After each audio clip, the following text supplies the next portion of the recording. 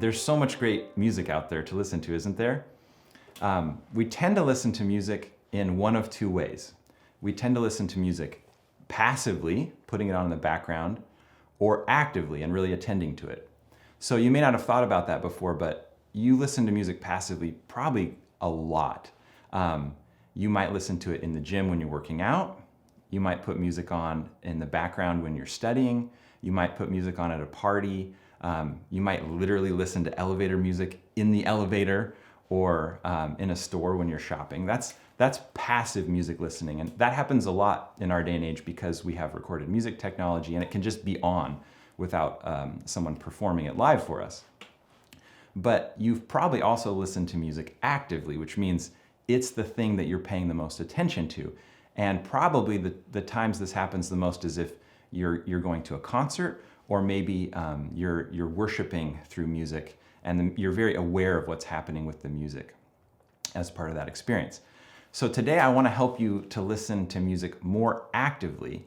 And the reason is a lot of times in different musics of the world, there's so much to appreciate. And if you listen actively, you'll be able to hear the details and the nuance and the intricacies of the music that will actually help you enjoy it more. And you might also enjoy the music you already like even more if you listen to some of that music actively as well. Okay, so to do this, I'm going to give you an acronym. And the acronym is THRIMPS. THRIMPS. It's a real mouthful, and there are many ways to organize these elements of music, but this is the one that I like using. So THRMFTS, THRIMPS. Now, I want you to pause this video for just a second and see if you can come up with any musical terms that you can think of that start with one of those letters. Okay, you ready? THRMFTS. Pause the video and see what you can come up with.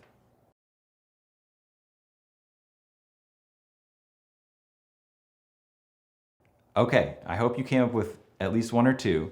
And here's the terms that I'm using for each one of those letters. So the first T is for timbre, and then the H is for harmony, and then the R is for rhythm, the M for melody, the F for form, the second T is for texture, and the last S is a little special. I'll explain that in a second, and it's style.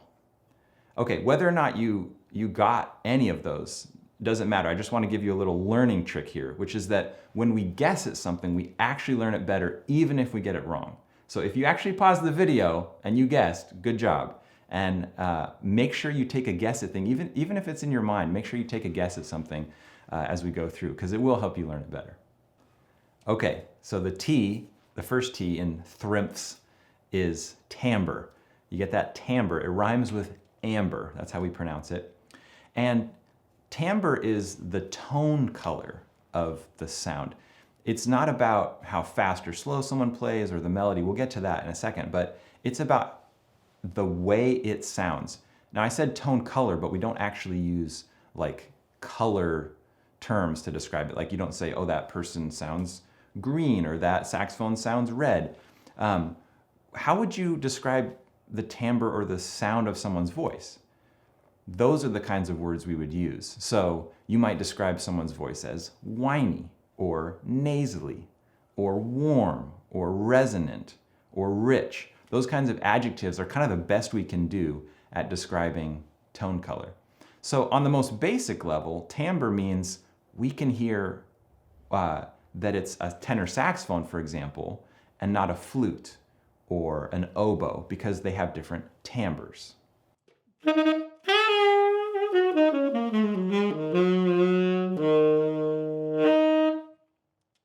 So how would you describe that? Would you say it was maybe rich or rough sounding or maybe even brash?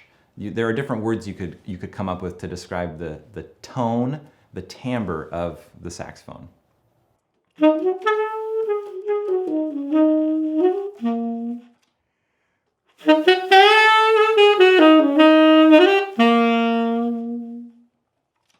So obviously you could hear I played soft and then I played loud, but we call that dynamics in music, and it's a good thing to be able to refer to because it can really change your experience of the music.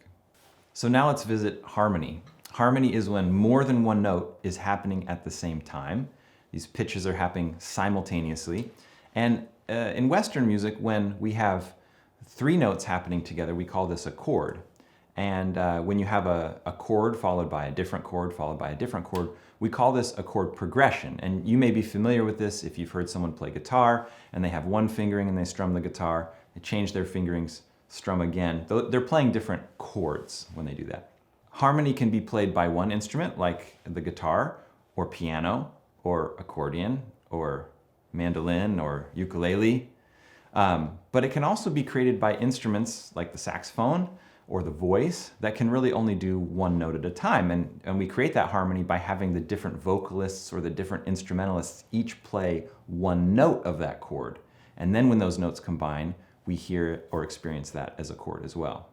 So listen for ways that you can describe harmony. Harmony can be consonant or dissonant. Consonant means it sounds like those notes that are being played at the same time belong together. Dissonance means for you, there's some kind of rub or clash that's created between those notes. So that's a little bit subjective, but we have consonance and dissonance. You can think about how simple or complex the chords are. Do they have only three notes, or does it sound like they have 4 or 5 or more notes? Does the chord happen in a narrow range, 3 notes that are close together, or does the chord happen over a huge range from a low instrument like a bass or tuba or something up into a very high instrument, and the chord is very expansive that way? You can also try and listen for how frequently do those chords change. Is there a harmony that lasts for a long time, or does it feel like the harmony is changing frequently all the time, one chord to the next to the next? So those are some things you can listen for and be attentive to with harmony. And lastly, just how is the harmony created? Is it created by a single instrument that can play more than one note at once? Or is it created by a group of voices or instruments where everybody plays their own part and together it makes a chord? Now for rhythm. Music is pretty unique in terms of different art forms because it actually moves through time. It takes place in real time. You have to pay attention to it right now, which is one of the gifts of music. And rhythm is kind of that aspect of music that really acknowledges that music is moving through time, because rhythm is all about different durations in the music. So let me first talk about pulse and beats. No, not that kind of beat. Beat like a recurring duration. So if I clap like this, after just a couple of claps, your mind, through a process called entrainment, actually expects that pattern to continue, and without being conscious of it, you've calculated how long it's going to be between each one of those claps. So all it takes for you to feel a beat is for me to put a couple of those together, and that repeating duration we experience as a beat or a pulse in music, and that's really important. Some music, the beat's really clear, and some music, the beat is really unclear. But most music has some sort of pulse or beat behind it. Now, we can group those beats into groups of stronger and weaker beats, and this is a concept we call meter. So I could go strong, weak, weak, strong, weak, weak, and that would be a triple meter, groups of 3. I could go strong, weak, weak, weak, strong, weak, weak, weak, and that would be a quadruple meter. You don't have to memorize the fancy term, but it's a group of 4. You get that it's a group of 4. But I could have a group of 5, or I could mix and match between different groupings. I could go strong, weak, weak, strong, weak, strong, weak, weak. And then I have a group of 5, but it's a group of 2, and then a group of 3, and then a group of 2, and then a group of 3. So meter can be pretty exciting and interesting to listen for. Now, tempo is how fast or slow those beats occur. So obviously I could have strong, weak, weak, strong, weak, weak, or I could have something like strong, weak, weak, strong, weak, weak. That's called the tempo, how fast those beats are going by. And tempo often has a big impact on how we perceive the character of the music, so be attentive to that. And then there's syncopation. Syncopation is when we're feeling that pulse, that beat going by, and then there's an emphasis or an accent where it's not expected. And that's called syncopation. There's a lot of music in various cultures of the world where they create a lot of rhythmic vitality by having a lot of syncopation. Rhythm is so integral to music that I can probably play the rhythm of a song that you may know, and you might be able to guess the song even though I'm not playing the melody of the song or the harmony, just the rhythm. Let's see if you can guess this.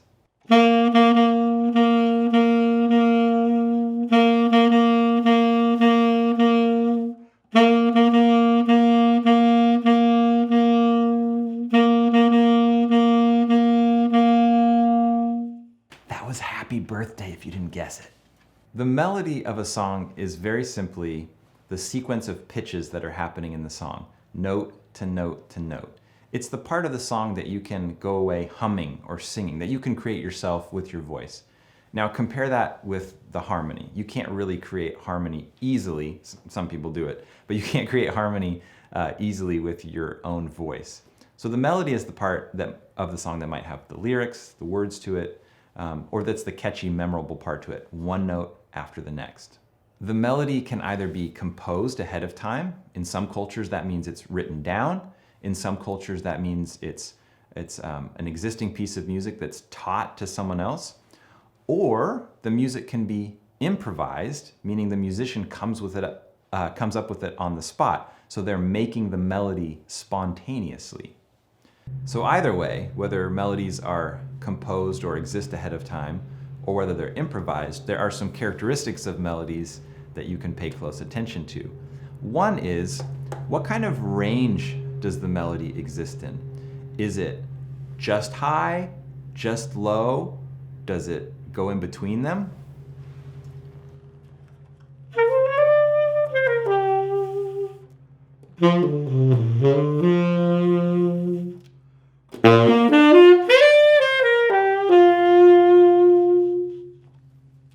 Does it move more by stepwise motion? That is, does it have mainly small intervals between pitches that are close to each other, or does it involve big skips?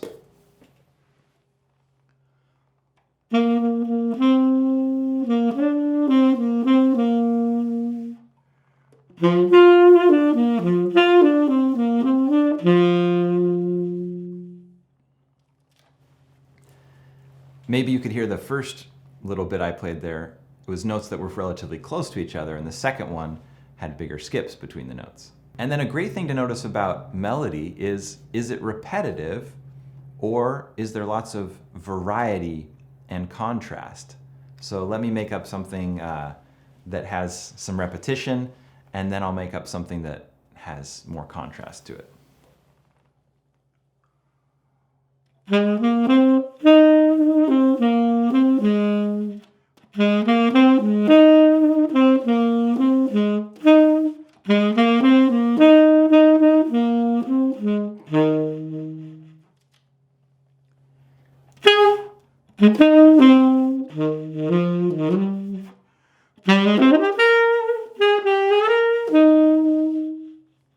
So those are some of the things that you can pay attention to as you listen to melody. The form is the overarching structure of a particular piece of music. The form is those architectural pieces. So forms you might be familiar with would be like hearing a song that has a verse, and then a second verse, and then a chorus, and then another verse, and then a bridge, and you can kind of identify these different larger pieces that make up the music. And it's kind of like zooming out. It's not just the melody, it's not just the harmony, but it's the way that those combinations of musical elements are structured, and we hear repetition or contrast in the music that way. Other forms that you might hear an individual section repeat, and then you hear a new section, and then that repeats. We sometimes label things as binary forms, meaning they have two sections, or ternary forms, they have three sections. But at the very least, you might be able to recognize when there's a large repetition in the piece of music. And if there isn't, that's worth recognizing too. That's musical form. Musical texture is the way that the harmony, melody, and rhythm of a song come together, and it's talking about how they're layered together. So we have some terms that we use for that. One is monophony, or a monophonic texture, and that's like a chant, for example, or someone singing a melody by themselves a cappella. Monophony means mono, one or single, and phony, sound, phonic sound. So monophony is just one sound. It's just the melody, like just me playing the saxophone. And then we have homophony, and this is where you have that melody and it's accompanied by something that's kind of serving as the background. So in homophony, homo or homo being same sound, it's two different things coming together to create the same sound. So we have a foreground thing, like a melody, and then we have like a background thing, some kind of accompaniment. So now if you think like singer-songwriter and you have someone singing, that's the main melody, and they're strumming the guitar along with themselves, now they have a homophonic texture, melody with accompaniment. And then we have a more complex texture because we could create that sense of harmony by combining a bunch of melodies together. So we call this polyphony, poly being many. So many sounds, a polyphonic texture, has multiple melodies coming together, and that's what creates the harmony and the texture of that kind of piece. So let's be careful here. Homophony is more than one sound happening at the same time, but one sound is more important, like the singer singing the melody, and the other sound is less important, the guitar that's strumming chords only and is not making its own melody at the same time. But polyphony is actual distinct melodies coming together, and they're usually of equal importance. And then finally, there's one more texture that's worth mentioning, and this is heterophony. And this is when you have multiple people playing the same melody. So you might think, well, isn't that a monophonic texture? Like me and my friend both singing the same melody at the same time together? Yes, it is, until one of or both of you intentionally vary it a little bit. So heterophony is actually a really cool texture, and it's subtly different from a monophonic texture because everyone is personalizing the same melody and they're making it a little bit different. So it's kind of like, instead of like a straight line like a melody sung together might be, it's like rough around the edges. It sounds pretty cool. And this shows up in a lot of folk music and some jazz. People are playing the same melody, but everyone's interpreting it a little differently at different moments. An individual piece of music can have one texture the whole time, but listen carefully because a single piece of music could actually have two or all of those textures in it at some point. Okay, finally, musical style. I don't really think of this as a musical element in and of itself. I just include it at the end of thrimphs because style sums up the characteristics we would expect in all of those other categories. So think for a second about a style of music that you like to listen to. You got it? Okay, style of music you like to listen to. Can you think of specific timbres that you expect in that style? So me, for example, I love listening to jazz. And if I listen to jazz, I'm gonna expect that there's a trumpet or a saxophone, probably piano and drums. And each one of those instruments has a unique timbre, right? So what timbres, instruments, or even deeper, like if you listen to rock music, classic rock, let's say, you don't just expect guitar, you expect a certain kind of guitar sound. That's really what timbre is getting at. Not just the instrument, but how it's being played. Okay, think of that style of music again. Are there certain harmonies you would expect? In that style of music, are the chords complex? Are they simple? Do they change frequently or infrequently? I can think of some jazz music where the chords change all the time. I can think of some pieces where the chords don't change for like 30 or 40 seconds at a time. It's the same harmony. Okay, now think about rhythm. What rhythms, what grooves, what rhythmic layers would you expect in a particular kind of music? Melodies. What melodies are a part of the styles that you like to listen to? And who creates them? Is it a vocal melody as they sing the lyrics? Or is it instrumental music and maybe a certain instrument often plays the melody in that music? And then think about form. for the style of music you're thinking of, what are the forms that are common?